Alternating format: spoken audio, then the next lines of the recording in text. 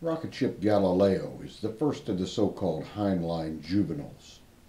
The novel was copyrighted in 1947 and published by Charles Scribner's Sons of New York. Written shortly after World War II, the trauma associated with that recent event colored both the action and the themes of the book. While rocketry, nuclear power, and nuclear weapons were in their infancy in 1947, in the time frame of the story, they are represented as mature technologies.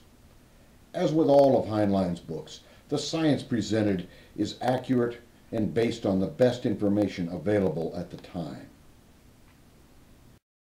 This is at first an adventure story, but it is also a coming-of-age story for the three teenage boys who are central to the narrative.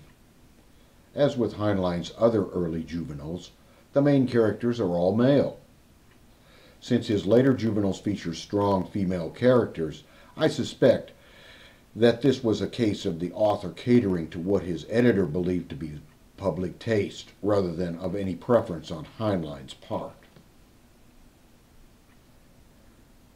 Set an indeterminate time after World War II, which based on the ages of the characters I'm guessing to be about 15 to 20 years, Heinlein imagines a world where rocket ships made in Detroit are routinely used for high-speed, long-distance transportation, and where nuclear power is the predominant power source for electricity.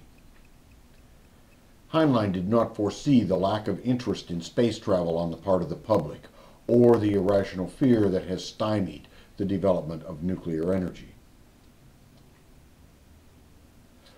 The teenagers, Ross, Art, and Maury, are amateur rocketeers and are drafted by Art's uncle, Dr. Cargraves, who is a combination rocket and atomic scientist, to help him convert a chemically powered commercial rocket into an atomic powered rocket and then fly it to the moon.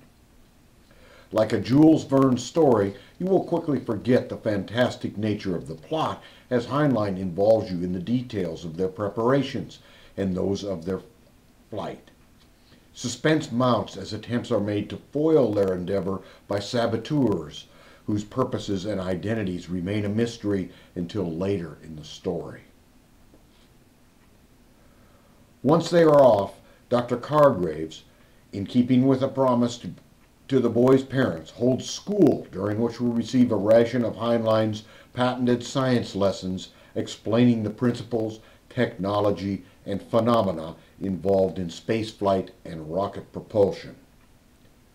Upon arriving at the moon, the adventurers discover that they are not the first to have the idea, and that unreconstructed Nazis intend to use the moon as a platform to threaten to launch nuclear missiles at Earth's undefended cities, thereby holding them hostage. How Cargraves and the boys deal with this scheme is both exciting and thought-provoking. This is a great story and a fast read.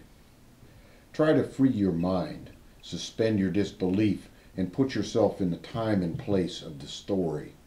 Then just hitch a ride to the moon with Robert A. Heinlein as your guide.